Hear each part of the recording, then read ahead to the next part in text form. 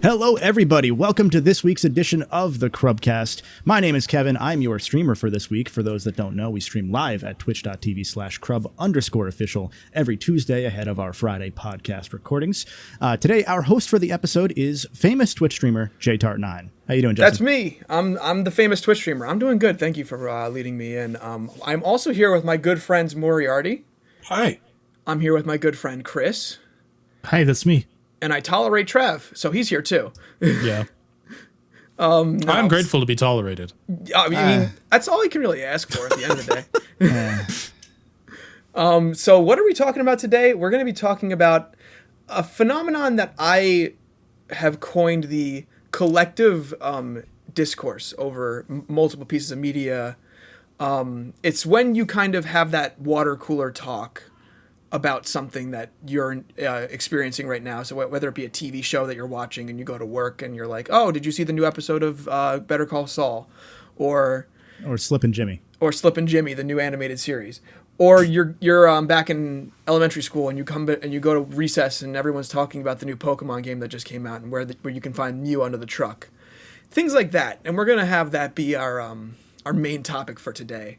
I guess the best way of leading this in is, what is your guys' moment that really sticks out in your head of something that kind of falls in that category for you? I can give you one that's not exactly a game, but one that I found very important to me in recent memory. It's related to games, which was the Sonic 30th Anniversary Symphony. That was one of those where it was coming out obviously near the end of what we would consider the first wave of COVID times. But it was the sort of thing that was recorded over the course of months and months. I think it was a year and a half of work through 2020 and 2021 to have all these different people safely get together and record all the different parts of these different songs to celebrate Sonic turning 30 and becoming a middle-aged man. And there was something about that experience to me that I remember distinctly. Like, I felt like I needed to give more of Sonic a shot, because it was the rare moment where Sonic fans all came together and were just genuinely positive, which is so rare in any game. Yep. And so for that moment of everyone to kind of rally around the one thing that everyone agrees is always good in Sonic, which is the music. Even if you hate one game, you're going to say the music's probably pretty bumping. And like I said, I don't know. That was one of those where I felt like I had to give the games another shot, or specifically the adventure games. So that was how my Sonic Adventure video began. Like, literally, I think that day I messaged Chris and I said, hey, I need to, how do I do this right? How do I give this the most earnest shot to see what it was like in 1999, or for those in Japan, in 1998, 3 weeks after Ocarina of Time came out, for the next generation to come out right afterwards with a brand new Sonic game that obviously the name fits, was an adventure, rather than look at it in the modern light. And it's such a hard thing to be able to do, to have that like historical empathy almost. But it's one of those things that I really personally like taking in to get the best experience of those games wherever possible. And I do find it interesting that you said that you had to kind of do it in the way that's you would experience it back in 1999, to kind of try and like grasp some of that back of something that, because you did kind of miss the train there back in the day. In that game's, sorry, I didn't mean to cut you off. No, you're good. You're good. In that game's case, it's so tough because when you think of what we think of as Sonic now, it is just that perception of speed. It is just going fast. That's the common person's perspective on Sonic. He's the fast guy. And so when the game is telling you again and again and again to replay the levels, which is a thing that, you don't necessarily do anymore. We're all adults at this point. We don't really replay games all the time, except for Trav. Hello.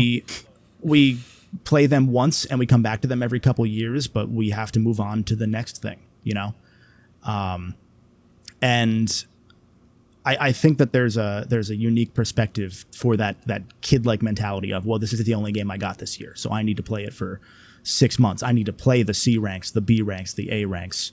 I know Chris's heart is like warming up right now as I say all this. But open your heart, Chris. Back when I only had Sonic Adventure and Crazy Taxi as like the games I could play in that thing, it was all I did was those 2 games. Yeah. Yeah.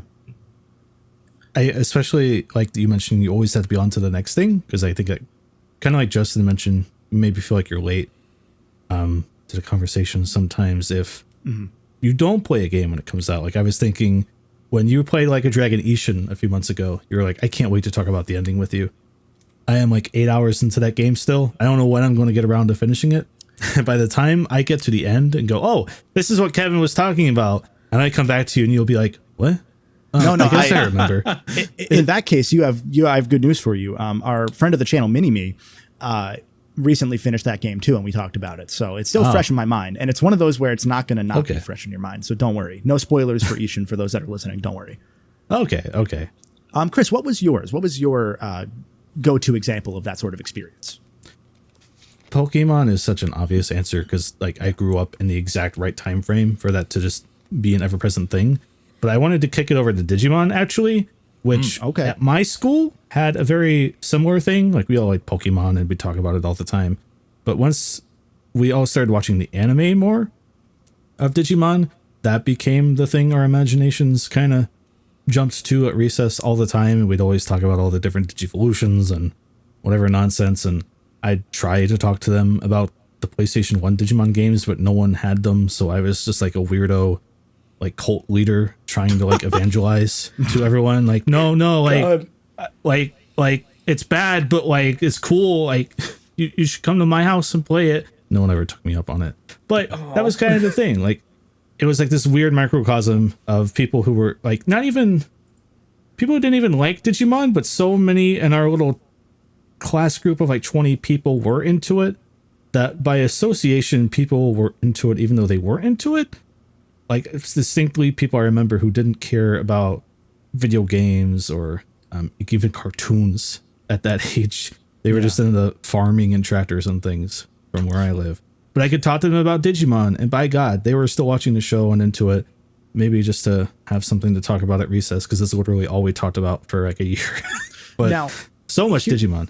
Here's a question for that. I know you've told me about Digimon World 3, the US version. Was Digimon still in the zeitgeist for your school around then? Like, would that been a thing that you could have talked about? For those that don't know, what is Digimon World 3's weird thing that happens in the port or the localization? Digimon World 3's weird thing is it's like a 2002, 2003 PS1 game, which is extremely late. But the American version doesn't have the post game. So when the credits roll, you just go back to before the final boss. When you beat Digimon World 3 in the other regions, you get a whole new post game. We were past the zeitgeist, so if I even tried to mention Digimon World 3 to anyone, there was no hope. They didn't even know about the other two if I didn't mention it. It was very purely like an anime thing, and maybe you saw a toy at Walmart. Maybe. Okay. That makes sense. Past it. Yeah. That makes sense. And even nowadays, like you would try and get back on that horse, and again, like you're saying, like we're way past it. And do you feel like you kind of have to like claw people to get into having a conversation with you about something like that, or is it just something that you can jump into a conversation with any Digimon fan around and be like, do you remember World 3? A lot of people didn't play it. It's like the Pokemon thing where like maybe you can get them to remember the first one if they maybe had it, right? Yeah. Especially with Digimon. Digimon was so much less popular. You're already fighting an uphill battle. You got to be like, do you remember the cartoon? And then they'll remember the cartoon maybe. And then you got to stick to that, right? It's like talking to like your big brother or something about Pokemon. You have to be like, oh yeah, red and blue, right? But the second you start talking about X and Y or something, they're like, what? You're like, what even is I thought Digimon was just a cartoon growing up. See, exactly. It did not permeate over here that much. And it was a cartoon meant to sell toys, and you didn't even know that they had toys to sell. Yeah, no, I bring it up to people. A lot of people don't even know it started as a Tamagotchi companion. It was for the boys because they, for some reason, didn't think boys like Tamagotchi, even though we totally did. But for just a second, I thought Tamagotchi for like, boys. The boys. They have laser claws. The boys. Yeah. That's another good one too. Homelanders. That's the issue. Is like now it's like I gotta find out like niche hardcore community discords to talk about Digimon. Because like I can't even recommend the games to people because a lot of them aren't that good. So I could be like, Dude, I played the hell out of Rumble Arena on the PS1. is it good? It's not good. Exactly. They're very I memorable, loved but they're it. all bad. I guess I'll close that thought off by Yes, saying please. congratulations on the launch of Digimon Survive. Thank you. We finally made it. It's a I big thought moment that game for came out all- like 3 years ago. You thought it didn't. It kept getting delayed. All 8 of us were very happy though. Em, what's yours? What's the one that got you going? That like you had like you thought you like experienced something and you gained an even like deeper like appreciation from it, just being able to like go around and talk to people about it. I think there's a lot of things that I've seen that through, but mostly I see it in movies, I feel. So maybe Avengers, you saw a lot of people, when that happened, it was a big event moment. That's a huge Hello. one. Yeah, that's a huge one. Right, big thing. Everybody was about that. Interstellar, big thing. The Revenant, big thing. The Joker movie, when that came out, right? Like it was the only thing anybody was talking about for quite a while. And connected Joker movie, Batman too. And you see it in shows too, right? Like I think maybe the most, I don't know if I would say the biggest, but one of the biggest ones in the past several years is probably Game of Thrones, which everyone talked about on Monday, right? Like Monday was Game of Thrones conversation day. Yep. You know, I remember other shows like Westworld was very big on that. The Walking Dead was big on that, right? Like I was the next- just about to say Walking Yeah. Dead. I was like, remember when they had a TV show just to talk about the episode they just had? right. They had Talking Saul too. Thank you very much. Talking Saul, Talking Dead, and Is Talking that a Bad. thing? Yeah, there was. Yeah, there was they're one all season of talking Talking things, yeah. Saul. That's Yeah, I awesome. remember when I was originally watching The Walking Dead, you know, the first like 3 or 4 seasons before it got so bad. Yeah. I remember watching it and Walking Dead came on. I was like, I'm going to sit here and watch this because it felt like, you know, I would sit with my partner and we'd watch it. And it felt like we could be part of this sort of table, you know, round table discussion of what we just watched with other people in this sort of, you know, community thing, even though we weren't going out and doing it. And then the next day, you know, Monday, you'd show up or whatever day it was. I don't remember. You'd go in and you'd see people and you'd talk about what you'd seen on the show and you'd talk about what you saw on, you know, The Talking Dead and be like, yeah, I saw that Chris Hardwick said that or whatever. Yeah, and even sometimes because they would get the actors and actresses that would play in The Walking Dead to go on The Talking Dead. Now you'd have more things to talk about. Be like, oh, they said on The Talking Dead that they were like this was a challenge for them, like recording this scene. And I'm going to give you one video game as well, which I think maybe is kind of like the penultimate, or maybe not. But it's a good example for this, because, boy, you had to be there, because afterwards it died, and that's Fall Guys, right? Oh, wow. That game Yeah. was the most popular thing in the world for 6 weeks, Yeah. you know? And was- then it's just gone. And it's I just played so it They fast. just recently. launched their 4th season like today. Yeah, there's Yeah, a nobody's creative mode. playing it. They got creative mode before Halo. Oh, hold on. Yeah, no, I tried it. I tried it out on a whim. I was like, let's see how Fall Guys is doing, and I couldn't even get a 60-person lobby. It cuts it for me now. Like Yeah, they so- just stop. Oh, that's a dang. Fall Guys just disappeared, right? And I kind of blame Among Us for that, because when that happened, it was immediately. right, and you had this free thing that everybody wanted to play, and you could play it for free. That's a big deal, right? Like you could either pay $15 or $19 or whatever and go play Fall Guys. When and I then first pay- saw Fall Guys, I thought it was a free-to-play game and was almost immediately turned off of it because it wasn't. yeah, yeah. And now You know? it is. I think it? it is, right? Yeah, Right. it's Epic now. Epic bought them. Real Oh, quick. yeah, there you go. So they got their payout. They're good. The people who made the game are taken care of, but like it was the funniest thing too, because I remember when Fall Guys was all the rage, everybody was saying that like it's going to die in 6 weeks, and Yeah, everyone had that Unanimous. agreement. It was like, we're gonna enjoy this game now. It's going to die in 6 weeks. Yeah, it's if they made a multiplayer Doritos Crash Course, that's one of those. That's a very zeitgeisty experience kind of game. Oh, man. If they made a multiplayer one of those, that would there's a chance that would still be alive. I'll say it. So good. I think maybe the only other one that I can think of that's also a game that, you know, it didn't disappear, but it was definitely, I guess, zeitgeisty. Pokemon Go, right? That thing came out. Everybody was out there walking into the traffic, right? Like everybody. I consistently say and still believe to this day that the closest that humanity came to world peace were the first like 6 weeks of Pokemon Go. Yeah. Like straight up, it was just genuine good vibes the whole time, and then people started finding dead bodies, and then it was like, oh, okay, now it's Yeah. And those were just the ones in the game too. That was a little weird. Yeah, I don't know why. It was so nice though, because like it just felt like you had a reason to approach anybody, right? You see someone on their phone and they do the little motion, you know, like they're playing Pokemon Go. I can go talk to them, see if they know something around that's cool, right? Like it was approachable. Everyone wanted to talk about it. Everyone was playing a kid. it. Everyone was a kid again, and no one was Yeah. playing like "Please don't talk to me." They were playing like "Please do talk to me." Yeah. And then once that ended, we're like, "Please don't talk to me anymore." Even if we're still playing it, like I still play Pokemon Go quite a lot. And now You it's got like me we're gonna back meet up- into it, and I will Yeah. never. You got It's all me your back into fault. I it. think I'm Yeah. the Literally. reason most of this episode plays Pokemon Go right now. But The like Nexus event. I'll go for raids and like everyone just sits in their cars and I'm like, they have a little messaging app now for Niantic stuff, right? Called Campsite. Campsite, and I'll be like, is anyone Campfire. here? And they'll Get be it like, right, yeah, lol, fake fan. whatever. Niantic sucks. But no one wants to come out of the car and talk. I'm like, okay. Because last time I Guess was in that's over. Philadelphia, it was like a big raid event in Pokemon Go, and I was actually like trying to do raids, and I was on the phone with people in other places, and we were trying to set up the raid in Philadelphia, and as I was doing that, I look up and I see one other person, and I'm like, "Are you playing Pokemon Go?" And they were like, "Yes," and I'm like, Friend. "We found somebody." It's back. I was like back in 2019, straight up. Was it 2019? Yeah. 2018?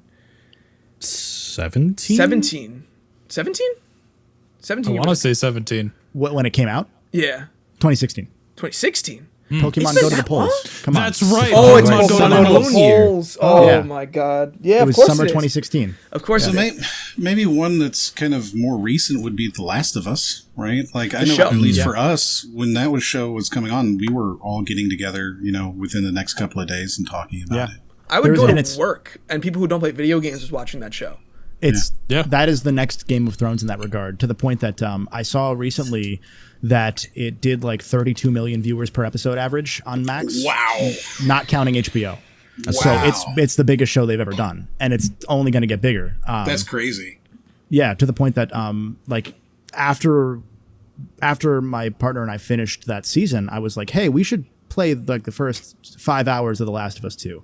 Just trust me, because we got 2 It's a years certain to wait. thing you should see. we got 2 years to wait, and the thing is, the zeitgeist of The Last of Us 2 was similarly both affected by COVID for one, and in part because of that, was affected heavily by leaks and then by people trying to spoil the game for others, and so it's interesting seeing how The Last of Us show, by comparison, has it been able to capture that Walking Dead level, post Walking Dead level audience,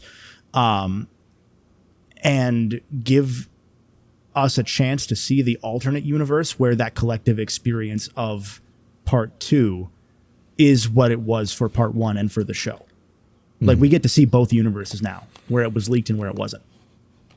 And it's so interesting that you mentioned that too, because Last of Us Part 2 is something that I haven't experienced yet myself, because that collective experience of everybody 6 months before the game came out, because that's when the game pretty much got leaked. Yeah. And it was early like that year. it was just continuously feeding into like a pipeline of, this game's going to be trash. This game's going to be trash. It is not going to be good. Do not waste your time. And I'm like, at what point does the internet help, and what point does the internet hurt your experience and doing things like that? What do you think, Trev? Huh? Whoa, you just threw me into that really quick. We never got to you earlier, so I we're was just getting not you ready. now. Dude, I haven't even like gotten to my swim trunks yet, and you just threw me into the pool. Well, you're still wearing your shirt at least. I am. It's a spider shirt. That's I another don't know one. what Spider-Man is. Oh, that's actually a good way. That's actually a build into very that. good one. Yeah, there you go. Good segue. Totally planned. Thank you, JTard9, for bringing me here today. That's why I'm famous. First example that came to my mind right there. Not a video game, but Spider-Man No Way Home was a big one that I like just in my mind. I didn't really see too much of. Well, okay, I'm a big Marvel shill. Just in general, I'm a big MCU apologist, but I also understand other people's grievances with it. I'm not here to change anyone's mind. I'm just an enjoyer of the medium. But I mean, even like for a Marvel film where it feels like every movie, at least up until Endgame, was a you had to be there moment. No Way Home, especially after Endgame, felt like a huge deal. I went to okay.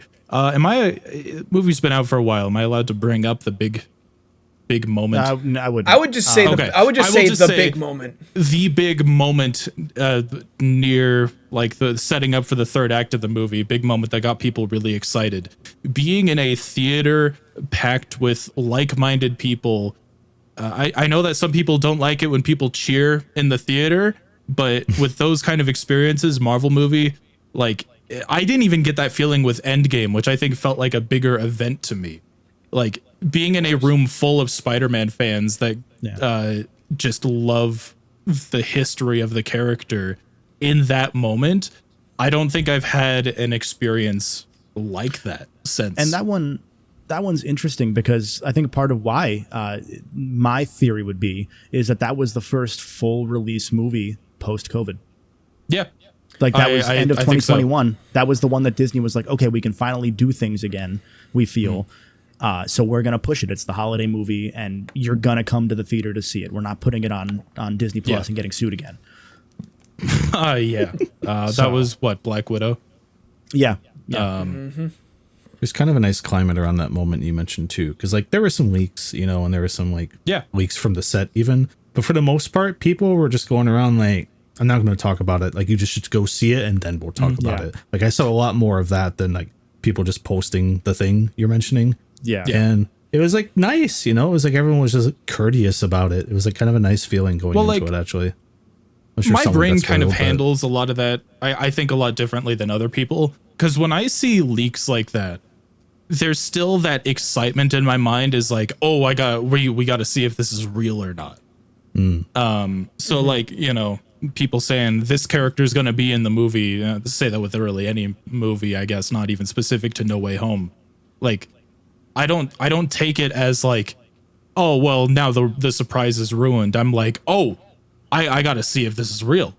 And I feel like that mindset is one of the reasons I'm still a shill for the Marvel universe, because if I did get turned off by those kind of leaks or spoilers, I'd probably have given up by now.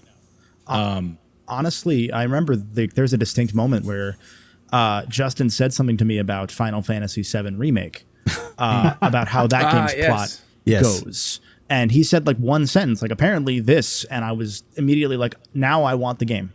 Like before I wasn't immensely interested in it right away. I'd get to it later. It looked good, but I wasn't sure how the remake strategy would work. And then they went bold with it.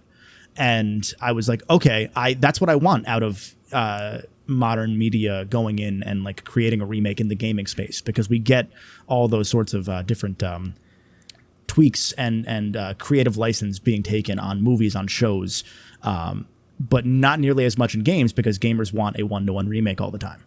I would say it's also so fascinating to me that just having that conversation between you and me got you to want to play the game, and then you played the game, and my entire mindset of the Final Fantasy VII like trilogy of remakes and of that whole FF7R like 3 games trilogies that's going to be, you had to then talk me into it. And you were like, because I was like, I'm going to wait until all of it's done and then play it all at once. And then you were like, no, play this game. Yeah. That was a cool one to be there for also, because like Kevin had that same talk with me, and I was like, well, I got to see what's going on with this. Like it looked cool, but I was like, that's so crazy that I got to see. So then in that kind of zeitgeist, you have like a weird melding pot of like people who grew up with the original or played the original and love it, going into it with like one way, and then us coming in and this like completely other way of wanting to experience it, and us all freaking out in the center of like, oh my god, this is really good, but kind of for different reasons. It was very interesting, very unique. I think I haven't really had that with something else, at least not in a long time. Absolutely. I was gonna say, even the Resident Evil 4 remake or Resident Evil 2, like there are some, like obviously those are, in 2's case, it's a very different style of game.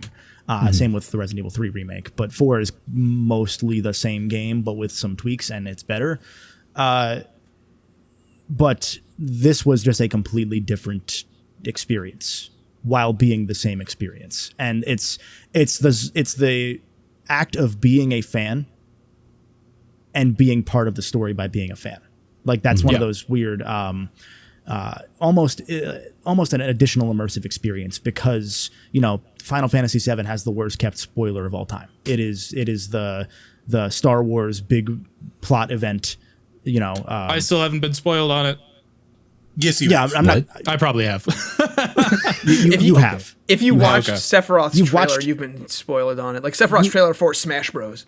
If you've watched that, you've been spoiled. If you've watched one of my videos, I thought that was just supposed to be Advent Children. You're so pure. I'm glad that you don't know. So, Justin, you want to head us off?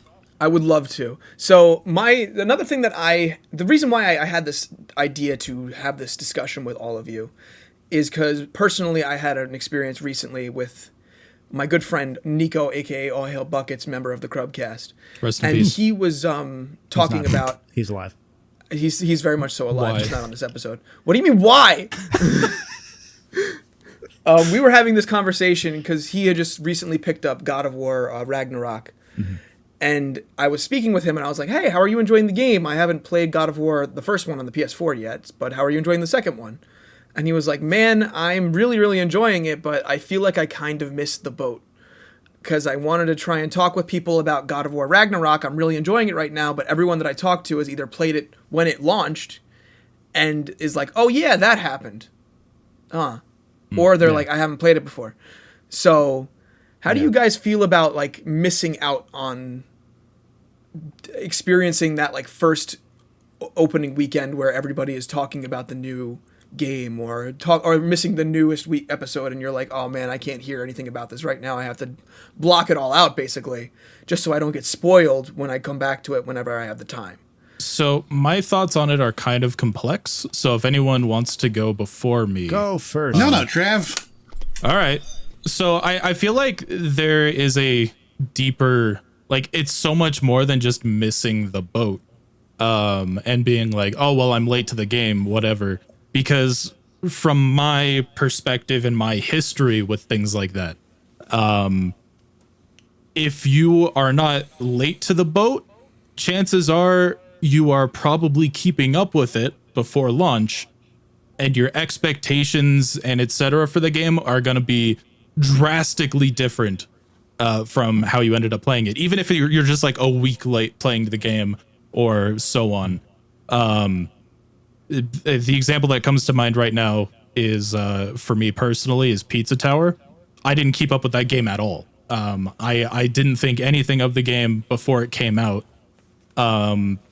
And it wasn't until some friends were playing it and I saw them playing it that I'm like, oh, I need to go play that. And then I first experienced that at Crubcella and I was very intoxicated and that was a mistake.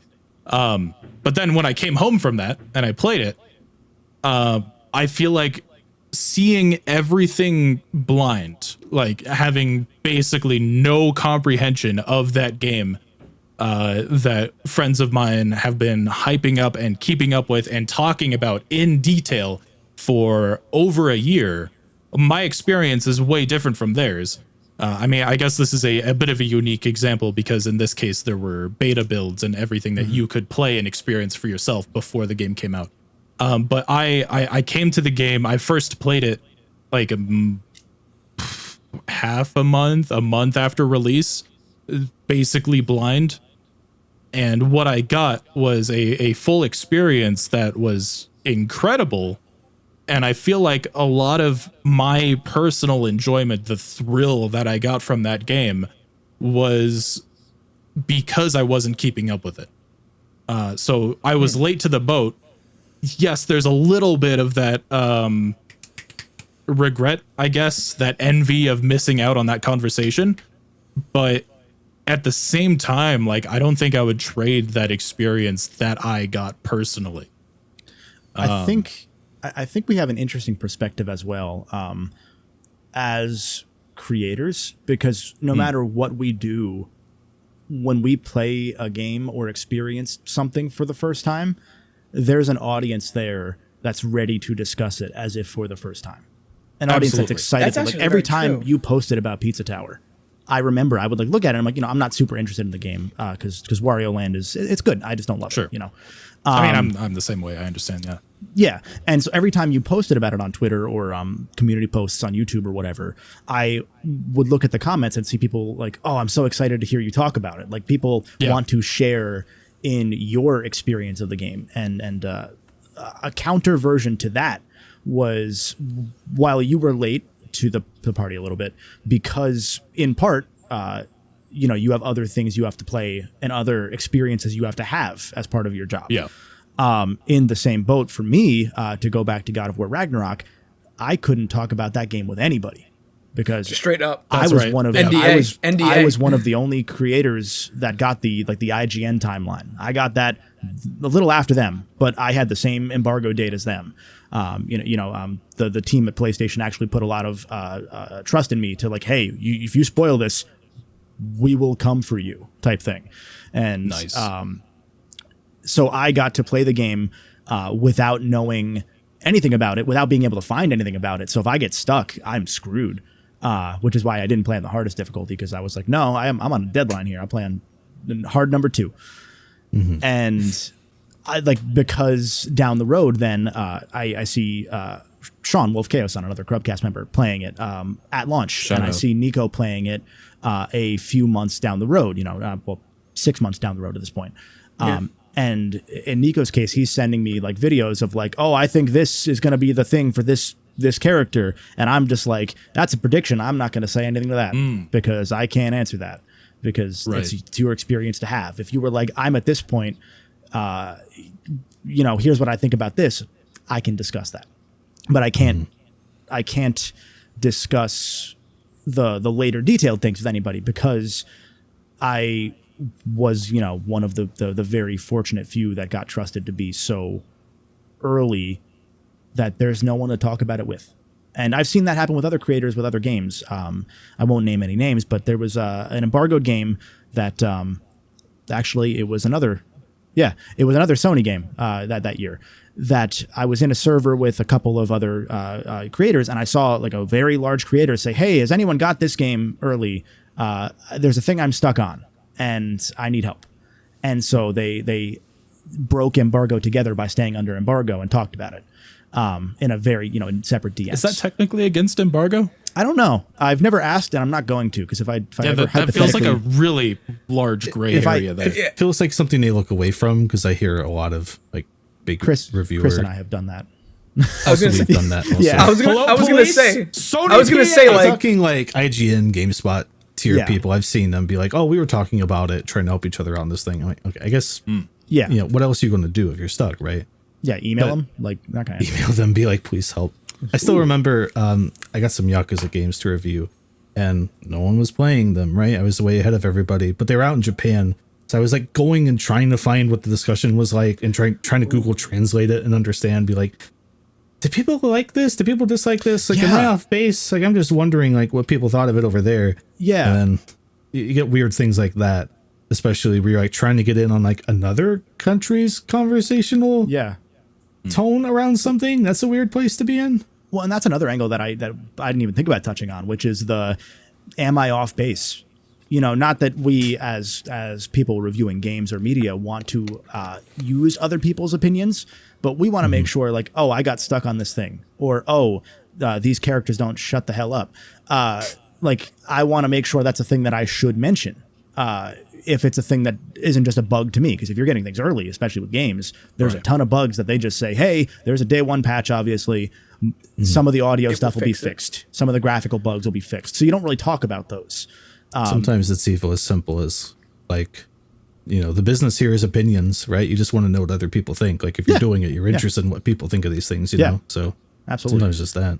and you guys bringing up the content creator portion of it that we have the advantage of whenever we post on something, people are there and wanting to have a conversation with us about it. I think Moriarty has a very, very interesting like path with that as well, and kind of a way that I think that the collective experience on something can sour you and make you not want to experience something. Like you can talk, like I don't know if you're super comfortable talking about it, but the Are you talking about Doom? yeah. Eternal? I think that game.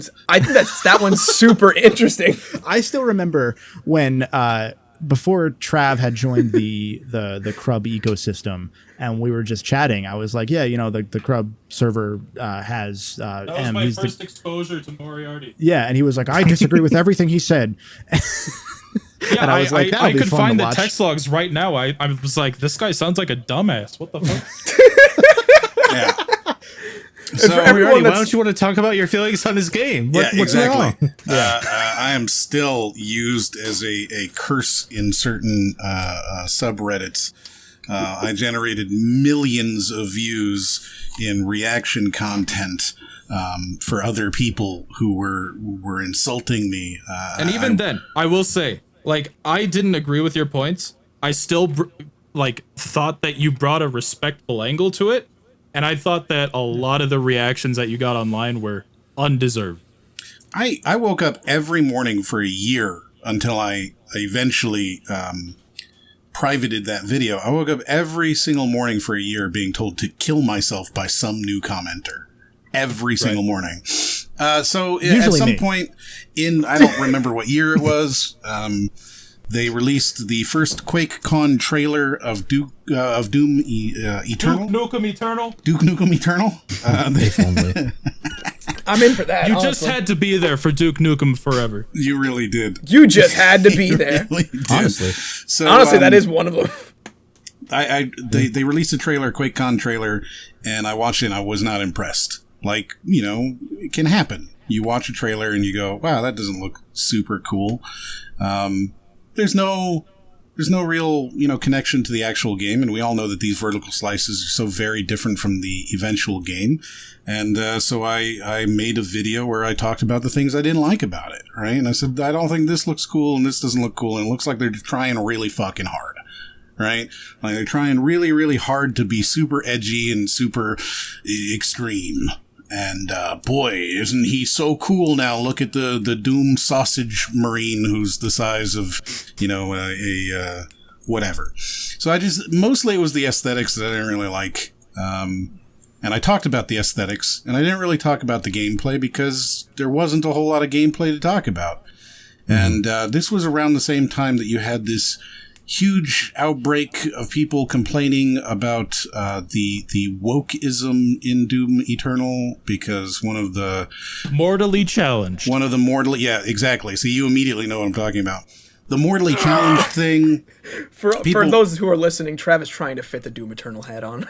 Yes. So there was like this whole kind of zeitgeist of, oh, you don't like Doom, you're a piece of shit. And then I got caught up in some leafy bullshit. I can't remember his name. Griffin Gaming. He decided to make a video about me. And then EFAP made a video about me. And then like 50 other people made a video about me.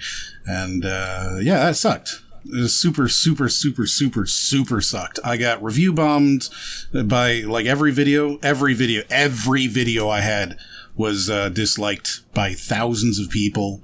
I think in one day I got 15,000 dislikes on a video, which is pretty impressive when you think about honestly, it. I was going to say that's impressive. Yeah. At That's one point, also when you can see those too.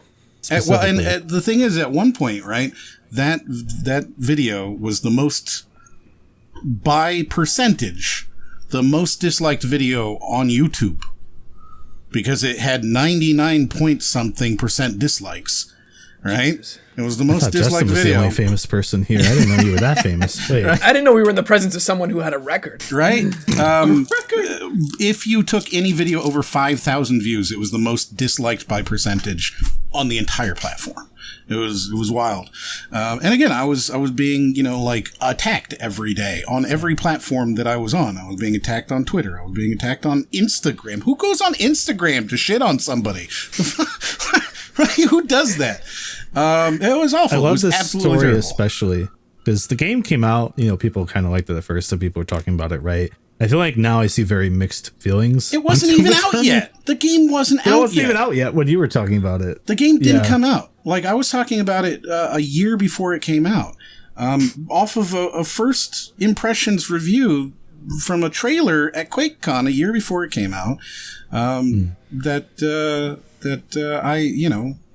I don't know. I didn't have a whole lot to say. It was a 6-minute video with like 3 minutes of me talking.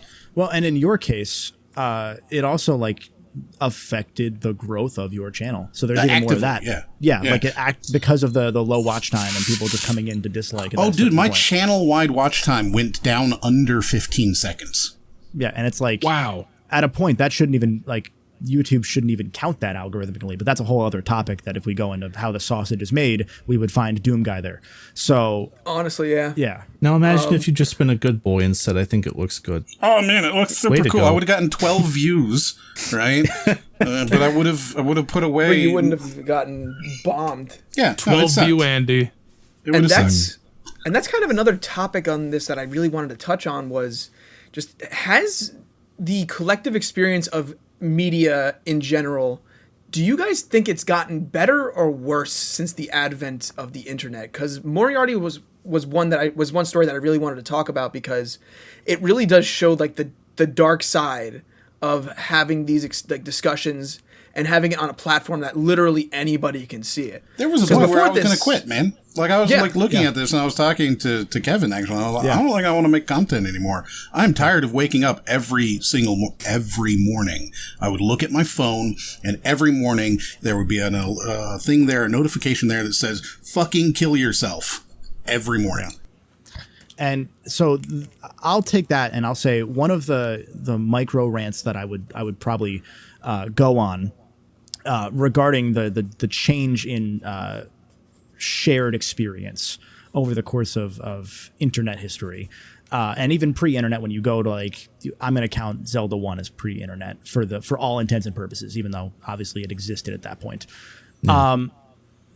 There are the consolidation of forums and the consolidation of everything has made it as like someone invested in this sort of stuff. If you're invested in Pokemon, if you're invested in the Halo, you used to have a place you could go with other like-minded people. And obviously there are still subreddits, and like, I guess Twitter Spaces probably still exist. There are Discord servers, but there's no way with a game like Fortnite, I'll use that example.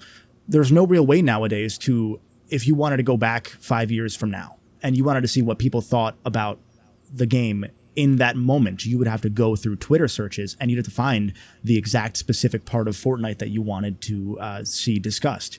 Whereas there used to be Halo Waypoint was a thing that existed until I think they killed it. And it was a whole forum. Like originally it was like the Bungie.net forums where like you could go and talk and like give feedback and have your feedback taken into account back when betas were still betas and not just hype pieces. And I think that now that everything has been consolidated into a Discord, into Reddit, into Twitter, it's so much harder to get that sort of feeling of community and shared experience. And I think that maybe bothers me the most out of a lot of this discussion, because the reason that I am here as far as a creator, the reason that by extension Crub exists, because I wouldn't know any of you people besides Justin, is because years and years prior I was excited for goddamn PlayStation All-Stars. I wasn't at first. I thought, oh, it's stupid, I don't like Smash, whatever. And then over time I started getting roped into it, and I joined that community. I joined the forums. I joined different fan forums from the official PlayStation forums that may or may not still exist. And because of that feeling of community, I realized over time that maybe was more what I wanted to do than what I was pursuing in high school and college.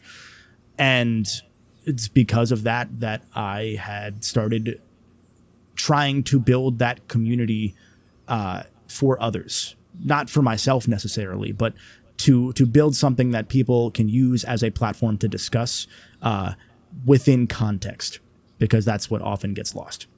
And that's what got lost when people started talking about Moriarty stuff when Doom Eternal happened. Yeah. And that's the thing that I think is so dangerous about how it's become so easy to find it.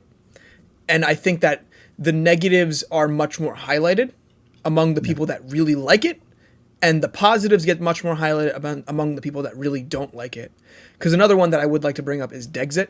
When they first showed off that they wouldn't have all the Pokemon. Oh. And we got rid of Trav when talking about Doom Eternal. Now we're getting rid of Chris. This is why I didn't talk about Pokemon on the internet for a few years. Yeah, and so I don't want to steal your rant from you, but that shit pissed me off too. Not in retrospect, because I've fallen out of Pokemon twice in my fandom of Pokemon. I grew up on those games, just like most people from our generation of gamers.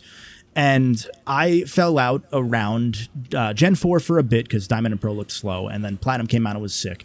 I fell out during Black and White because I personally was not a fan of the idea of completely isolating a region and giving them only the Pokemon that you wanted. And that was my own personal thing. I just thought, I like having one or two old reliables that I know I have a safety blanket. And then the rest of my Pokemon are all new. But anyway, I fell out for a couple years. I came back with Sun and Moon. Those games are mid. I fell out again. And then when Dexit happened, my take was, all right, well, I still kind of like collecting them all, so I'm probably out. And then that's all I said. I was a little annoyed, but that was all I said. And that allowed me to, years later, come back into it with Scarlet and Violet, games that are worse. They are worse games. Those games are trash. I like it. I like Violet a lot. That game's trash. They're very fun, bad games. Yeah. And I got into that because of the shared experience of Justin and Chris and another friend of ours playing those games. And I was like, you know what? I don't want to miss out on this. This looks really awful, but it looks kind of fun. And I want to be there to talk about that. And it's because of that I know nothing about Sword and Shield, the games that were so controversial, more so than Scarlet and Violet were until launch, when people realized that those games ran like hot garbage.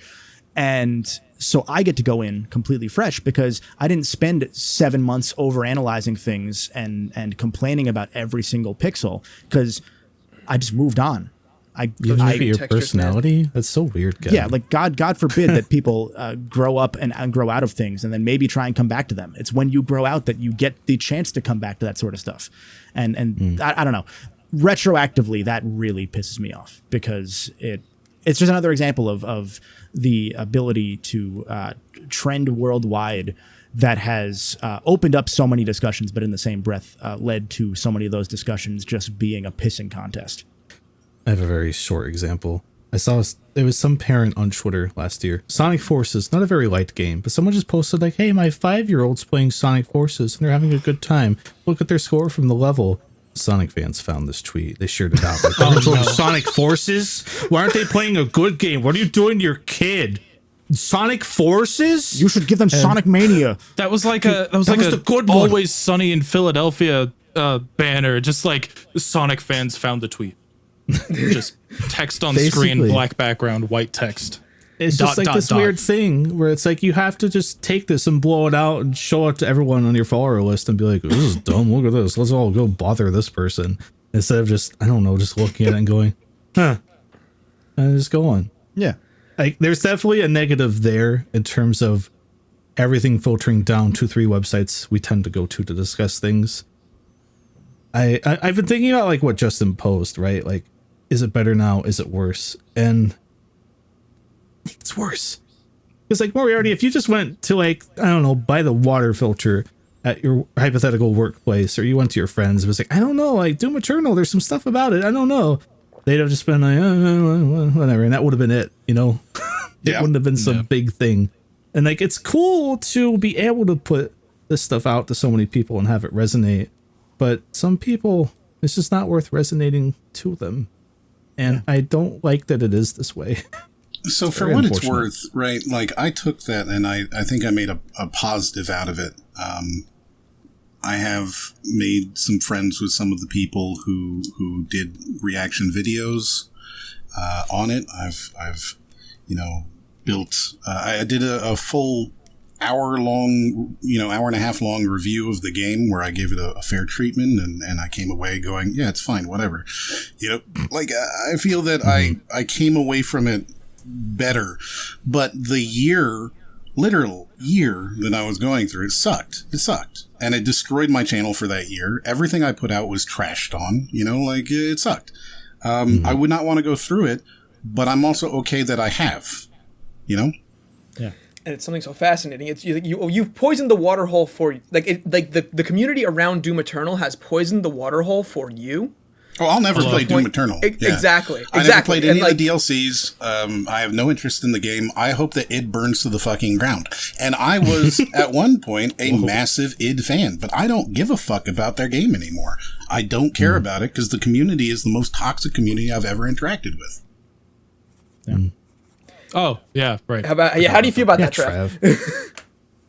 No, I think that probably if I was in his situation. And in the same breath, Trev, like your videos as a counter to that, in a way, drove conversation. And there are people out there that are, because of the way we consume media nowadays, parroting your opinions on Doom Eternal right now. Mm-hmm. There are people who have never played the game that will say the same garbage shit that I say, like verbatim in discussions around it. Yeah. I have very weird feelings about that. I know this isn't really where the initial idea or scope of the conversation was going to go, but like it's interesting from that perspective, having to hopefully take responsibility and realize that you're driving conversation. Because with me, it's like Ratchet and Clank is the same way. I am very measured in what I say about Ratchet and Clank because I know that for the rest of time, people are going to, when talking about the games, say something that's from a video of mine. And, some people take that and they say, oh, and then they keep saying things without thinking about it. And then others take that and they make sure, okay, I need to make sure that I cover all my bases, that I don't let stuff get taken out of context, that I'm responsible with that power almost. You have to start writing for a hypothetical response every sentence you make. Yeah, it's really just fun. In case. It's really fun. Yeah. And it is. We're speaking from a very small. Like, not many people should have to think about the things we're talking about. Yes. Yeah. Thankfully, but it's definitely a part. It's just a part of the it broader discussion. It's actually when we write a script. So, like, Kevin, how many times have you been reading through a script for me and being like, "Here's what's going to happen when some viewer hears this"? Right? We've argued about that. Like, we've had an argument before where I'm like, just fucking trust me. I know how this is going to get taken, and just trust me. And we'll just argue about it. And then if it's one of those where, like, I can't think of the specific example, but if you changed it, you're going to get a different response. And if you didn't change it, then you might come back and be like, oh, shit, maybe I should change that sentence. Yeah. Like, not to say that I'm right in that situation, just like there's so much writing for that hypothetical response. And it adds a lot of time to work, actually, which, not to complain about the thing that we're very privileged to be able to do. But for context, for those that are listening, that, there's another, there's a lot of different perspectives out there, to the point that, without the consolidation of all this stuff, we wouldn't be here telling you these things. Yeah, seriously. And I guess to kind of wrap back to our fear of missing it, kind of like. Oh, right, that's topic. what we're talking about. Yeah, right. Of the video. Welcome to the topic of the Crubcast. video. Yeah. Hello, boat.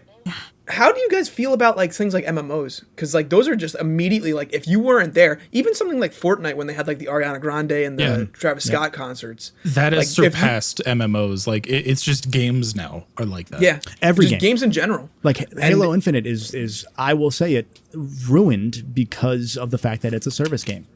That game will never have the community that it could have had as a singular launch, but they spent 10 years turning it into a service game.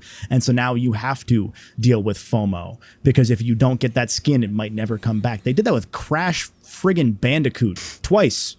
And they're probably doing it again soon with the that's the second one, stuff. yeah. It's so frustrating because like Halo is one of those things that like was a very special game to me because it was in the same way. Like that was one of those formative games for like my teen years, and those experiences led to me making friends around the world and led to me thinking about that whole theme of community that I kind of tend to follow.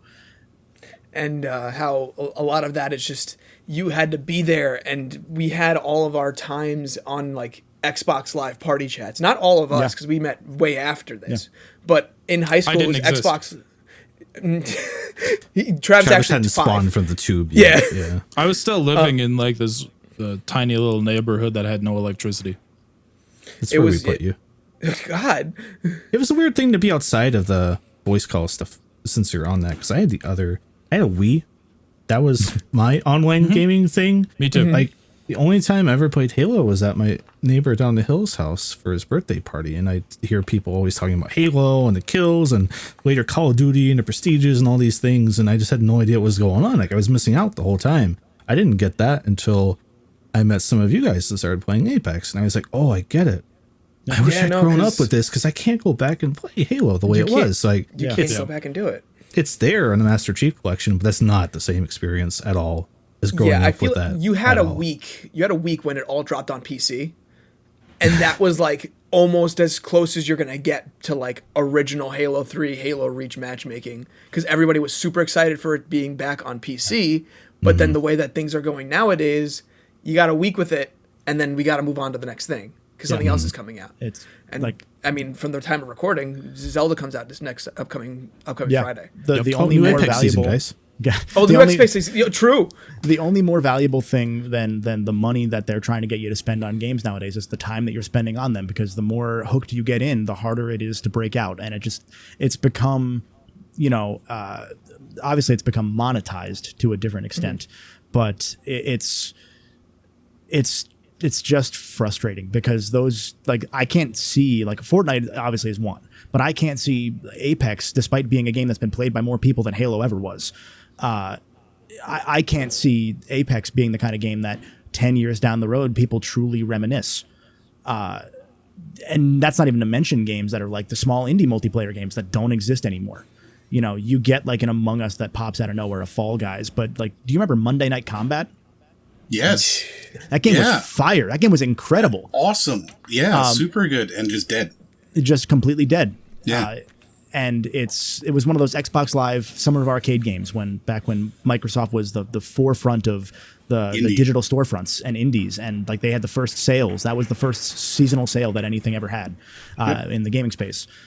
And it's just, those things are gone. And Yep. you can't go back to experience Monday Night Combat because the servers are down. Or Drawn Together on the PS3 or Xbox. Drawn I to think, was it Death. called Drawn Together? Drawn to Drawn to Death. Death. There you go. That's the the one. PS4 David Jaffe free PS Plus game that had 5 players even when it was free. Yeah. And you can even go to Destruction All Stars nowadays too. Shout A out similar Destruction kind All-Stars. of. There's Yeah, a lot seriously. of things in this space, right? You guys want to play Lawbreakers? Yeah, right? Yeah. Yeah. That game, it's all man, before that, I thought Cliff E.B. was kind of a genius.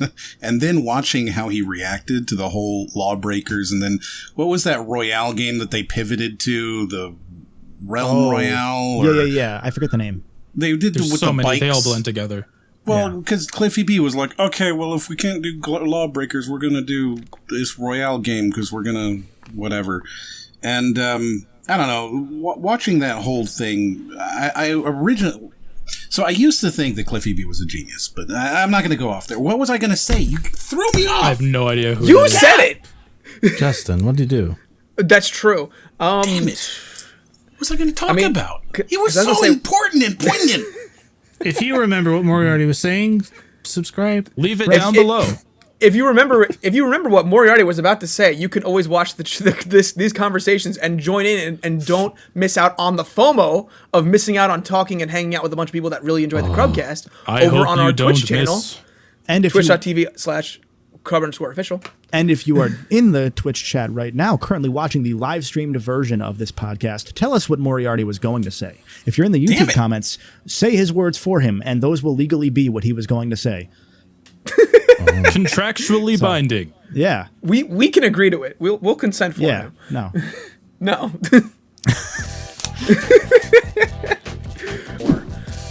Just something that I've thought of recently that's really interesting on like how missing out on a game is so like it's such a part of the game now. You have things like dailies in video games. Like when we play Apex, there are dailies every day that if you miss those, you just miss out on rewards that you're getting for the whole game. Yeah. And it's kind of like a way for the game itself to even try and incentivize that bit of FOMO that we're kind of talking about, and how it's just so pervasive, so like intrinsic into this medium. Like, what do you think, Chris? I don't like that it wants it to be a second job for me. Yeah. This is the first season of Apex since the first one, where I haven't completely maxed out the battle pass just because we played it so much, right? But then we get so close that I'd be like, well, it's only 23 more levels to fully max this out. Like, am I going to get this far and not do it? Am I going to pay $10, $9.50 of virtual currency to get this close and not do it? I guess I'll just sit here for 3 hours and play Apex by myself without my friends, with complete strangers, just because what did I do? I paid for the battle pass. I'm not going to not max it out. This is the first season where I'm like level 30 out of 110. And I'm so excited because like part of it was a FOMO thing and like a weird thing of like, well, they show all your badges in the game, right? Like that's one of the incentivized things. And when you max it out, the number goes away and it looks all cool and shiny. And so the streak's broken. If we're kind of going off into FOMO here, right? Because that seems to be kind of where it is. Boy, the entirety of gaming is FOMO. Yeah. You have a collector's edition. You have your battle passes. You've got your seasonal events and exclusive skins and limited edition consoles. And goddamn it, I pre-ordered the Mega Man Battle Network collection just because one of the pre-order bonuses is that it turns Mega Man green and then purple. That was it. And they won. They won. I am the loser in this scenario. I spent money I didn't have. That's a short right there. Right there was a short. Does he look cool? Yeah, he looks pretty cool. He even has unique dialogue. He's like, so this is what green looks like. Then that's worth it. That's worth it. But you can take it further, right? I would argue that your PlayStation Plus and Xbox Live Gold and all that, that's also intended to be part of the FOMO experience, because if you aren't there, you don't get the free games. Pre-order bonuses, the loot boxes through like Humble Bundle and Loot Crate that send things to your houses, all of the Funko Pops that are limited edition, every limited run games bullshit. It just goes on and on and on. The entirety of gaming has become nothing but FOMO culture. It's fascinating because we jumped past the mid 2010s, early 2010s, are games art discussion into, yes, they are art, but also they're a unique form of art where they are the most commercialized, because you're not getting people, unless they're like the weird Blu-ray buyers that still exist, you're not getting people to invest money into a special edition of a movie anymore. You get the I would argue that the special edition of a movie is the theater edition, right? Like that's what they've gone to, is they've realized you're not going to buy the $30 whatever. What you're going to do is you're going to pay, $25 to go to the IMAX ultra wide 40X Dolby super collector edition. And by the way, you can get the shirt and also pay $39 for a thing of popcorn. Yeah. Yeah, and the popcorn has a little thing on the top of the tub that has like a little figure of like Spider-Man. Yeah, the collector, you say $39? The collectible, soda thing. I didn't know the popcorn bucket thing was a thing until the Mario movie came out, and I saw someone being like, "Oh, I didn't go to AMC, so I didn't get the right popcorn bucket. I only got this one." I was like, "What has happened? Why is there more than one?" One. Because they had a brand deal with AMC to give you the question mark block tin that you can put your popcorn in. So you're absolutely right, though, Kevin. Right? Like it's not just like video games are way worse. Movies have it. We don't have the steel box ultra Blu-ray person that much. And you still have merchandise, right? You've got your action figures and your apparel, and you've got the making of documentary that they're going to sell you a month later, and that's not buying a the limited documentary edition anymore. It's a podcast. Right, or buying the limited edition vinyl records. Like they have that out there. God, I would argue that Disney Plus, the whole concept of Disney Plus, is about that. But it's definitely more in video games. Yeah, right. Like video games are so much.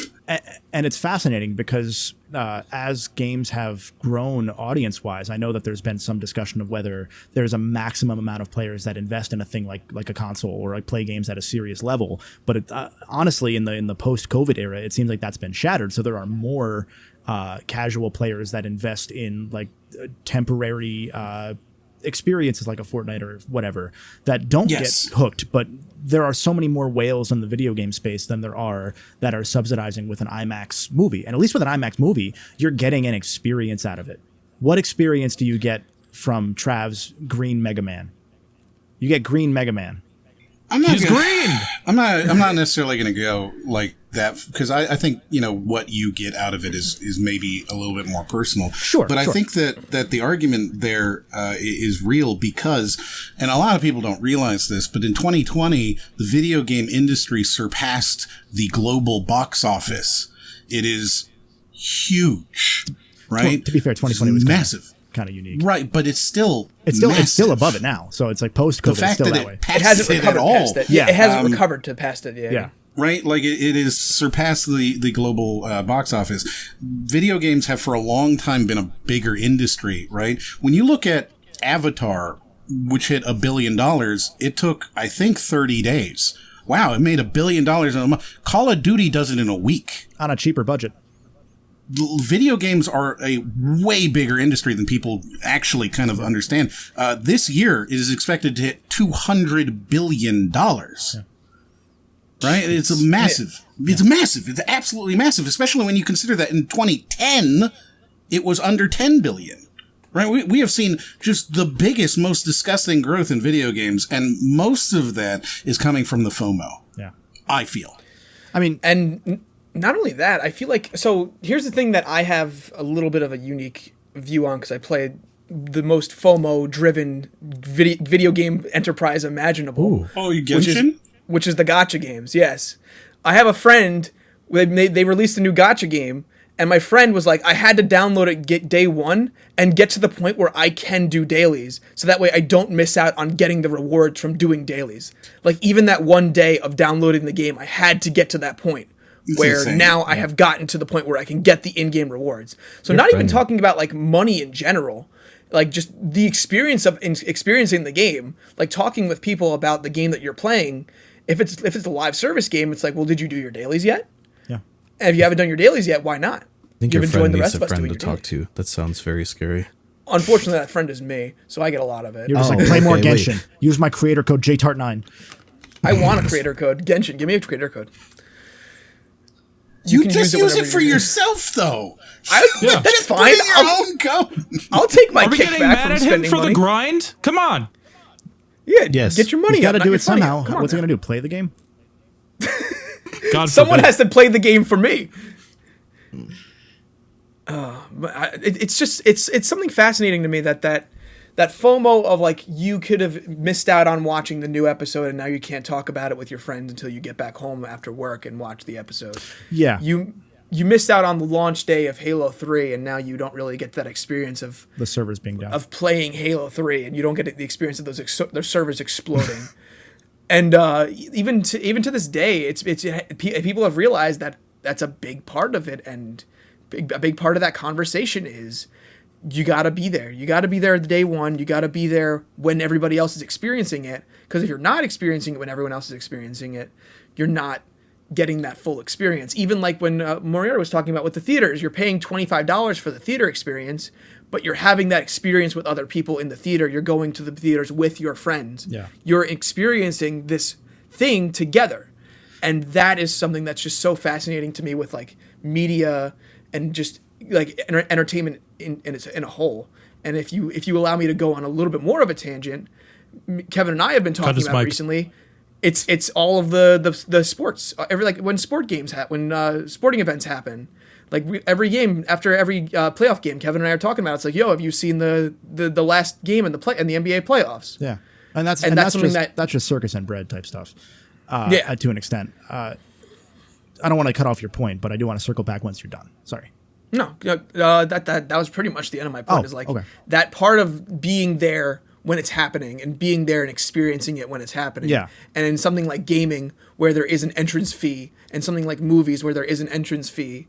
Yeah. To get in and have that conversation, it is something that is fascinating to me. Okay, but to your point there, Justin, I think that maybe isn't quite as fair because, watching a weekly sport game, right, What is that? An investment of 3 hours maximum if you do the whole thing. You can check in, ESPN and see the highlights within 5 minutes, right? Like the time investment is I think very different, right? The time investment in a movie is a couple hours at most.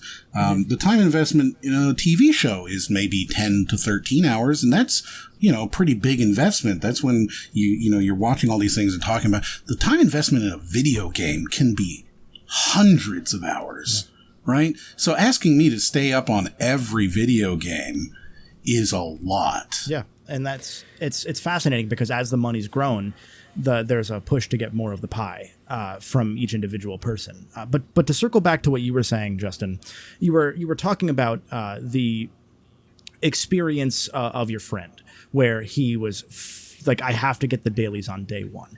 There's a fundamental change nowadays in the perception that we even have when talking about a collective experience. Is there hypothetically or rhetorically, I guess, is there a Genshin event that brings people together for a massive thing? Like there are like events that take place over a week, but is there like a one-day Ariana Grande concert sort of thing? Is there a one-day Halo launch sort of thing where you have to be there in that moment to feel the community of the people around you and truly share in that experience? Because what we're talking about at this point is a million people FOMOing their own personal experiences with nothing to talk about from them because it's just work. We're not talking about a shared experience at that point, And I think so. The experience if you're talking specifically Genshin, just recently there was a pop-up shop somewhere in New York City, and I was there. I went to go and check it out because I play Genshin, so I was like, I would like to go see what's going on. And just being in line waiting to go into the store with everyone else there, I went by myself, and by the time we were at the front of the line, everybody in front of me was like, if anybody asks, like, we're a group of 3, like we go in together. Like, and we just had that time of just standing there for 2 hours, and it's like, oh, like, which character's your favorite? Which character's my favorite? When do you start playing? That all changes things. Like, when you started playing, oh, so you didn't experience that part of the game or that part of the event that happened month 6 of the game's launch, as opposed to year 2, which we're in now for something like Genshin. Yeah. And just something like that where you go into some place that's in real life. Even like it's not even like because like in with Halo 3 launches, I still remember waiting online to go into a decked out APV that they had for Halo 3 ODST where you could go and play the game early. Yeah. And they had that just around, and they would have people dressed up as Master Chief, and they'd be standing outside, and you'd be waiting online and talking to everyone around you, and it's like, oh, I'm level. I didn't get very high in Halo. I think it wasn't even like numbers in Halo. It was like the symbols, right? There was a number attached, but I forget because Halo Infinite was so pointless with how it did level ups that I completely forget how the original games did it while being angry at the new one. Yeah, because it was like this. It was like the shield, and then the shield with 1 sword, and then the shield with 2 swords, and then it would go to like a circle with the stars, and like you would talk about like last moments of like not playing that game, and you're sharing with all these other people, right? It felt like an event. It's like this is like the last hour before I play Halo 3. You know, after this, I will have played Halo 3. I forget what game it was recently, but I saw GameStop was like, we're going to open an hour early for this big new game. I say, oh, an hour early? Whoa. Yeah, that was the first camp out that I think they're doing post-COVID. Some stores don't even do them. Yeah. But back then, like you would see it on the news all the time, right? Like, here's the launch lineup for Halo or Call of Duty. And, we talked to this person camping outside the store for 18 hours, you don't get that There's anymore. A really good video with Halo 3's launch that I recommend. I don't remember what it's called, but we'll post it in the description of the YouTube version if I can find it. But if you look up like Halo 3 launch, it's like a little almost documentary kind of film of these college kids who all go to their different GameStops or EB Games, because those existed back then. And they go to the midnight launches. There are people waiting. There are people playing Halo 2 out of the back of their truck, parked up against a camping site that they have in line.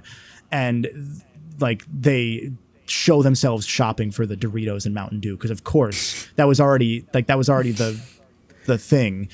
And they're so excited And you get to like see them like cut ahead to like putting the game in for the first time, playing land up next to each other, 2 TVs back to back, split screen co-op through the campaign, and being able to in real time talk and experience it as they played until not even midnight the next day. They played 8 straight hours until the sun was up, and they beat Halo 3 as the sun's coming up. And it's like a 15-year-old video at this point, or I guess 12-year-old video at this point, somewhere thereabouts. And it's such a nostalgic look at a game that I wasn't even there for the launch of. I didn't get to Halo 3 until 2009 when I got an Xbox because I was poor. Yeah, no, I didn't play Halo 3 at launch. I remember playing Halo 2 at an uncle's house, and then when I was old enough to have my own Xbox 360, I was like, I can finally get Halo. Yeah. And then my mom was like, no, you can't get Halo. And I'm like, but I want Halo. And so I got Halo. It was so inescapable. Like, I still remember being in a mall, and there was a Sears with a Halo 3 advertising thing going on. Like, Sears was advertising Halo 3 out of everything. Yeah. You went to Sears and knew about Halo 3. It was everywhere. Another thing, this isn't exactly gaming, but something that came to my mind when thinking of this topic also is how different Black Friday is, which is also kind of a you had to be there thing now, because now it's very much online oriented for all these sales. And if you look at the tramplings that happen, maybe that's a pretty good thing. All in all, I do not Black miss Friday. them. Black No, Friday's I don't not miss like that at all. pretty enviable thing, but it's very different now. Like, you don't camp outside the store for deals anymore. Last year I went like idly just to be like, oh, I wonder what movies are on sale. Maybe I'll get a good movie. And it was like, oh, we had the movie sales like a week or two ago. And I was like, huh? I was like, yeah, no, we had them. Huh? That was online. And I was like, what? Remember back when they did bloodlettings? Those were the good times. Back when they did human What? sacrifices. Did we stop No, doing let 'em cook. bloodlettings? Oh, wait. I think that's something. I mean, to be fair, I think the pandemic took a lot of that out. But there's something of a lost art of the live event for release of a new game. Just thinking about it now, the only place that's right would be doing a really big event for something like Zelda, which is coming out this upcoming week. Again, dating this episode, is probably like the big Nintendo store in Manhattan, where they are like, right now, because of probably restrictions, are like, okay, we can only have a certain amount of people in there. We can't have people lining up. We can't do this. We can't do that. And that's probably a lot of that has to do with probably the pandemic. But it's also just something like do you really need to do that anymore? Because you can just download the game on your Switch. Yeah, digital sales are like what, 75% of 2022 sales? 75, 80, somewhere thereabouts. It's like the physical's dead. Physical has been dead. Yeah. But especially now in the COVID era. Like, I think it was the first time it was more than 50-50 digital. And I think last I saw it was like 80% digital. Yeah, it's something like 80%. And if you look at the consoles, right, like the consoles themselves are saying that 75-80% of their purchases have been digital for a while now. And if you look at it even larger than consoles, right, you look at like the Steam market and stuff like that, I bet it goes quite a bit higher when we don't have all the numbers, obviously, right, because not everybody releases these numbers, and a lot of them are private companies like Embracer, right, like good luck. So how do we know where these things, I would bet you that at this point we're well into the 85-90% of all gaming content is coming across digital. I don't know. I mean, like, I think that if you're going to do a live thing anymore, it's a convention, right? Like, that's the kind of event that you go to where you want something that's live. But I'm gonna give you a kind of a FOMO thing that exists a little bit, which is us as influencers in the space, right? When a video comes out, there's a conversation around it, and that conversation maybe the arguing, and what does this mean, and is this creator right? That only really seems to happen around, the first month of a video.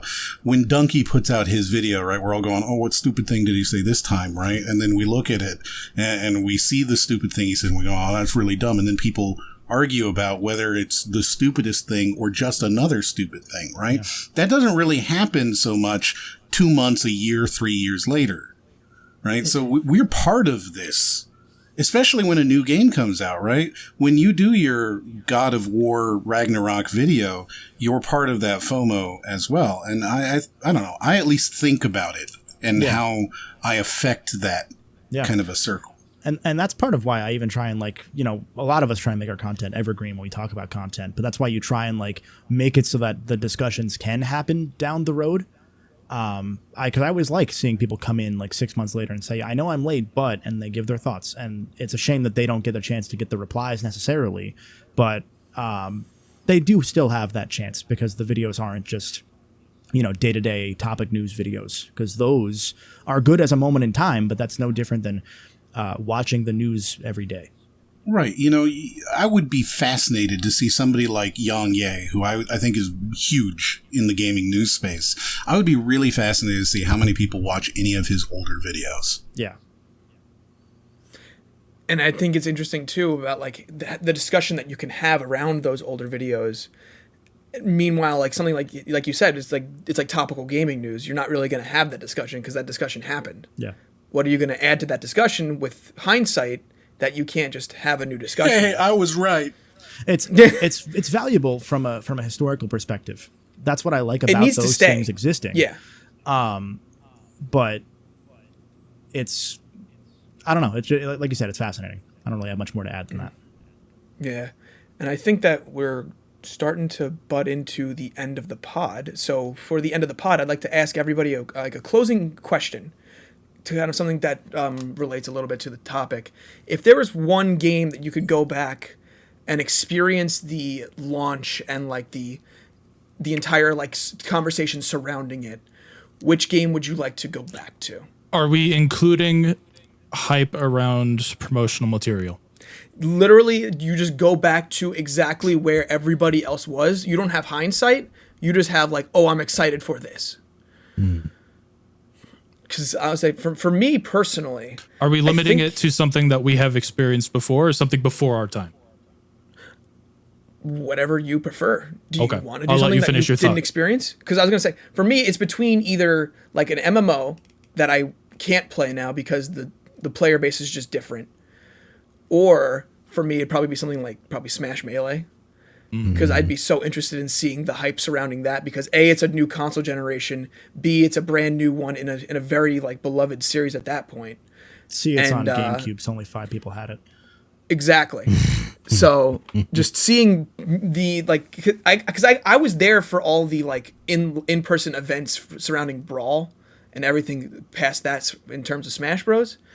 But the Melee one, I can only imagine being crazier, because I remember seeing all those lines and all those videos of all those lines for people lining up for like Pokemon and stuff like that. Yeah. So I'm interested to see how that would have translated to like the GameCube era. It's the one I mentioned, but I feel like I missed out socially not playing Halo 3 back then. Like not being there and being a part of all of that. Like I felt like the weird one out. And if I could go back, I would plot myself back there in a position where I can experience that and play it with people from school and stuff. Because there were so many times where just all people talk about was Halo, and I was just there like, oh yeah, this sounds fun. Yeah, when you killed that guy. Did you play Digimon World 3? Did you guys play Digimon World 3? Dude, 4 came out, was so bad. Like, I'd rather, if I had to pick one thing to plot me in, You talking Digimon World or probably Halo? Halo 3. The same answer either way. I think for me, like my go-to would be Breath of the Wild for the sake of experiencing it for the first time, because that's probably like one of the only games I can think of that like definitively for me, like I want to see that game fresh for the first time. And even with Tears of the Kingdom, it's not really the case. You know, like it's more Breath of the Wild potentially. You know, hopefully it's a lot more than just more Breath of the Wild. But hopefully this take is not aged very well. Yeah, hopefully I'm wrong. I've been saying that whenever I talk about Breath of the Wild, Tears of the Kingdom. But that was a special one because that not only launched the Switch, that is one of those games where the discussion and the shared discovery has continued for years. Like, that's one of the fascinating things about Elden Ring is the closest thing we have to a Breath of the Wild analog, where it was a throw you in a world and you get to experience it completely fresh. You don't really see people talking about that anymore. Like, it's already a year in, and like not that everything's been discovered, but the people that go through Souls, there are Souls YouTubers that make it their job to find all these things. And so it's really cool when you do, but that means that there's not much room for it to be found by the individual. But if not those, or if not a Breath of the Wild, I guess, I don't know that I have another one off the top of my head besides like a Halo 3 or Reach, but I think that I would want to go back to games like those, not just for the experience of playing them, but make me a goddamn time traveler. Give me a camera, give me a ability to screen capture the forums. I want that history. I want to be able to show how big it was. Thankfully, we have footage of Halo 3's launch. Thankfully, we have footage of Pokemon taking over the world several times. Thankfully, that exists, but for some games, that's not there. You can't show footage of Monday Night Combat anymore. In the pre-YouTuber era, there are so many online games that are just gone. Just being able to chronicle all that is something that really draws you into that hypothetical. Yeah, exactly.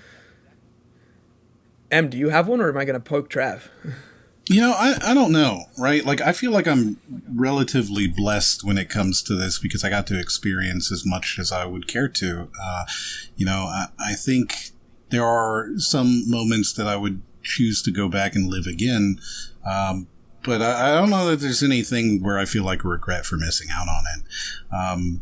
I guess there's those big moments in, like, gaming history that were fairly community driven, like maybe the first week of playing World of Warcraft, which was the biggest game in the world. You know what? I don't know, 100 million players or something stupid like that at one point. Maybe Halo 3 though, because I feel like I know everybody else is also saying this, but I originally was going to say it before anyone. It's the one. It's the one. I think it really is the one, right? Like the major launch event that they had for that was disgustingly big and incredibly cool, and that's maybe the thing I would go back and do. Maybe even Gears of War 2 for me. Gears of War 2 was crazy too. That was another big one. But that's they didn't back have, when Microsoft had first-party studios or companies make games before they stopped caring in the middle of the 360 era, and they said we can rely on third parties. Like when they were competitive in the first-party space, it was the most magical thing, and it's such a shame that that's currently not the case. Yeah, it really isn't. I mean, they keep trying to get studios that can make them compete in the first-party space again because they'll technically be owned by Xbox, but we'll see how the EU strikes that down with Activision. Yeah. And I mean, to be fair, the launch of Gears of War 2 didn't have Zac Efron and Master Chief. That's true. So, Trap, do you have one? So my answer's so boring. The one that I wish that I could experience again is the hype around and eventual release of Metroid Dread. That one's really good because no one expected that one coming out. Yeah, like as a diehard Metroid fan, that was just gaming wise, I can't think of anything that's compared to the vibe around that with the I hesitate to say community because it was really just me talking with people in Discord, but that's your community. That feeling. Yeah, I fucking just content creator things, I guess. But Metroid Dread was the biggest one that I can think of. Like I can't even really think of any other contenders for me that come close because I've never really been big into like multiplayer community driven games in that regard. Like closest I could think of is maybe Minecraft. And that kind of died out for me hype wise after like 2013. So yeah, I also feel like Minecraft never really had a launch. You know what I mean? Yeah, like it hit 1.0 somewhere 2013, 2014 around then. And I was like, yeah, that was pretty cool. It was neat to stay up to date with it with friends. But then the game kept going. And it's still going. It's still getting major content updates. Yeah. So I have such sparse memories of when Minecraft was just starting to get talked about around that time, like 09, 2010. It's like, look at this weird game where you can just do whatever. I was like, what? That's never going to come out. So I have two ones that came to mind that I'll mention as we wrap up here. and they're related. Final Fantasy VIII and Majora's Mask. Mm-hmm. The two direct sequels in terms of release order to the biggest games of 1998 or 1990. Yeah, 98. Was 797? Yes. Okay, 97 and 98. Europe got it in 98. Yeah. I don't care. Though I want to see what people were saying about those games. Because we know what a lot of people were saying about Majora's Mask, but there became this weird rewriting of history as time went on, that it was actively considered the black sheep, when no, it was rated the most important game of the decade by GameSpot or whatever in like a combination user and writer poll. And so we've seen that become the game that has spawned 1,000 pieces of fake lore. But I want to see like launch day what the discussion was, because imagine the people that are coming from an Ocarina of Time or from a Zelda 1 to a Zelda 2. Imagine that feeling.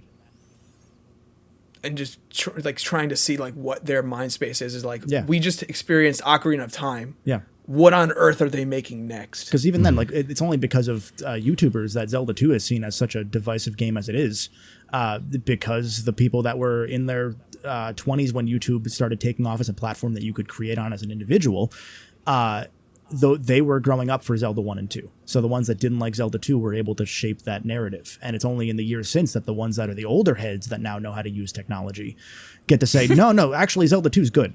Like, and so there's a discussion around that now. But at the time, what was it like? What was the discussion? Because really, it would be a lot more positive than I think we would assume. I got to experience that a bit firsthand, because my someone really close to me while I grew up loved Zelda 2 and would always sing its praise and understand what it got right that later games never really bothered to build on. So then seeing that like as early as like 2007 or 8 or whatever, when AVGN did their I don't think it was AVGN. I don't remember who it was now that I think about it. Irate Gamer probably. Talking about Zelda 2 and how terrible that game was, and like that's why Zelda never did 2D again. I'm like, wait, hold on, what are you talking about? And then I hear so many people online that have never played Zelda 2 parroting those same talking points. That's all it takes. And all it takes, and that's kind of the dangerous part of all the discourse online. But sorry, Chris, I want to let you talk. As we end and look to the future, I've thought of one the Crub kids will have when they do this episode 20 years from now, when all of our children who are contractually obligated to do podcasts together, I guess. E3. Yeah, I was E3 thinking announcements. Yeah. Yeah. They'll be like, man, could you imagine posting on the forums when the Twilight Princess trailer came out, or during the bad Wii E3 showings, FF7 remake announcement, all this stuff. It was still getting like announcements streamed in a different way. Like you don't get that like. What made me think of this, Justin, was you mentioned the Nintendo store in New York, and like how it's closed. It's actually closed in the last week or something for remodeling. And I was like, man, when that goes away, that Smash Banjo trailer is going to look like a weird relic from a different time of like people got together to watch game trailers in person. And I can't wait to hear the Crub kids talk about how they wish they were there for that. Yeah. And the funniest thing I'll end you out on is that I actually was in the crowd for that Banjo reaction video in that store. You were in the I was there. Portion, I was yelling at all the kids behind me that were too young, and they were like, "It's Dixie Kong." I'm like, "No, that's Banjo. You don't understand. That's Banjo." It's Steve. But anyway, I think that this is a good place to wrap it for today. Thank you all so much for hanging out with us. If you'd like to listen to us on audio platforms, we are the Crubcast on all audio platforms. You want to find us on YouTube, youtube.com at Crub Official, I believe. And if you want to follow along and join in with chat so you don't miss out on hanging out with everybody that listens to the podcast with us, twitch.tv/Crub_official. Thank you all so much for listening, and I hope you have a wonderful day. Take care, everybody. Please go to bed.